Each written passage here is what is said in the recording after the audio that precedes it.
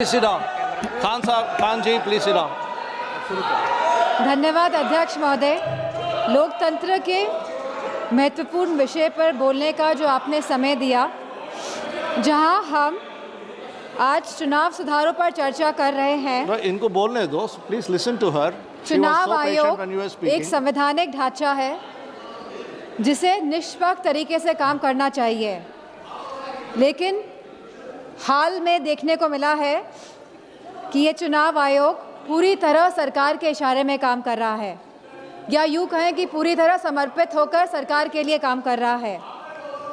हमने उत्तर प्रदेश के उपचुनावों में देखा है कि किस तरह वोटों की धांधली हुई, कि किस तरह बीजेपी ने मनमानी करी और लगातार चुनाव आयोग को शिकायत करने के बावजूद भी चुनाव आयोग ने कोई भी एक्शन नहीं लिया। और इसी के साथ यह भी देखने को मिला कि पुलिस खुद सादे कपड़े पहनकर वोट डालती नजर आई बूथ के अंदर, लेकिन चुनाव आयोग ने कोई भी अधिकारियों के खिलाफ कार्रवाई नहीं करी। सीसी फुटेज की जब मांग करी गई चुनाव आयोग से, तो चुनाव आयोग ने सीसी फुटेज तो नहीं दिए। इसी के साथ एक ऐसा कानून लेके आई है जहां पे कहा गया है कि 45 दिन के अंदर सीसी फुटेज हटा दिए जाएंगे।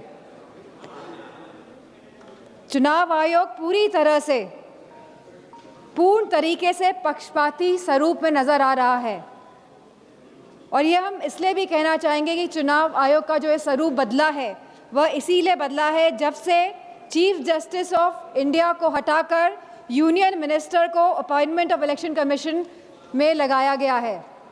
तो कहीं ना कहीं जो बिल पास हुआ दिसंबर 2023 में, जहां पे absolute legal immunity for any action by the election commission, इसके साथ साथ protection from accountability and scrutiny, जो इस तरह का सुरक्षा कवच एक चुनाव आयोग को दिया गया, इस वजह से चुनाव आयोग पूर्ण तरीके से समर्पित होकर सरकार के लिए काम कर रहा है।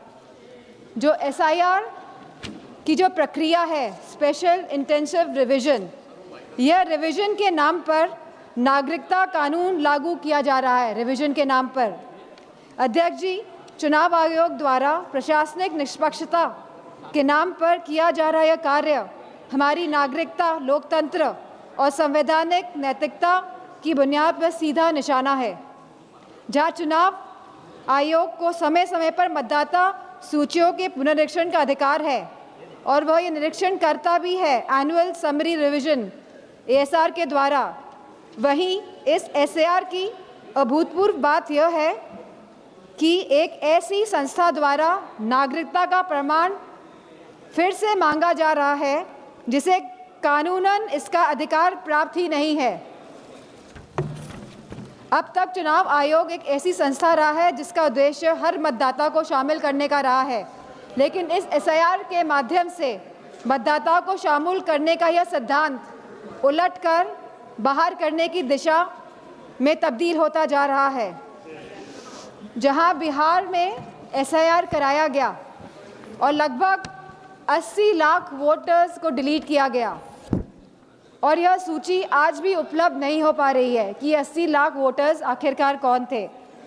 वहीं SIR के बाद भी अंतिम मतदाता सूची में लगभग 14 लाख से अधिक डुप्लीकेट वोटर्स पाए गए, और इसमें भी लगभग 3.5 मतदाताओं के दोनों वोटर ID कार्ड पर एक ही विवरण दर्ज कराया गया है।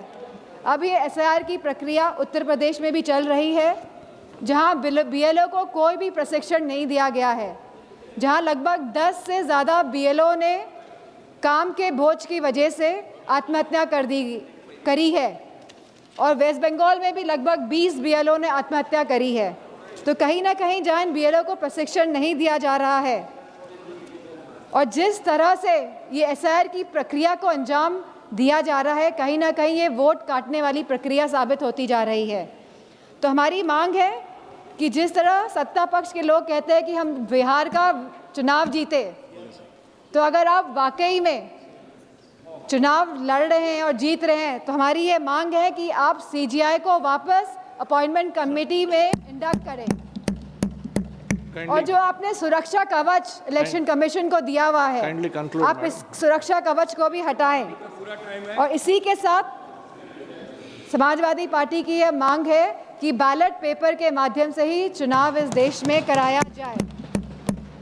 और जिस तरह के मॉनेटरी बेनिफिट्स जब चुनाव किसी राज्य में चल रहा है आप बैंक खातों में पहुंचा रहे हैं, तो मेरा यह मानना है कि कहीं ना कहीं ये वोट जो लोग डाल रहे हैं, वोट डालने में भी इसका इफेक्ट होता है, तो इसे बंद करा जाए। इन्हीं शब्दों के साथ मैं ये बात भी कहना चाहूँगी कि ये जो नागरिकता कानून है, जो ये SIR जो ये लाया जा रहा है, इसे हटाया जाए, जिससे कि सही मायनों में लोगों के वोटों का अधिकार सुरक्षित रह सके। धन्यवाद। धन्यवाद। माननीय श्री सेल्व गणपति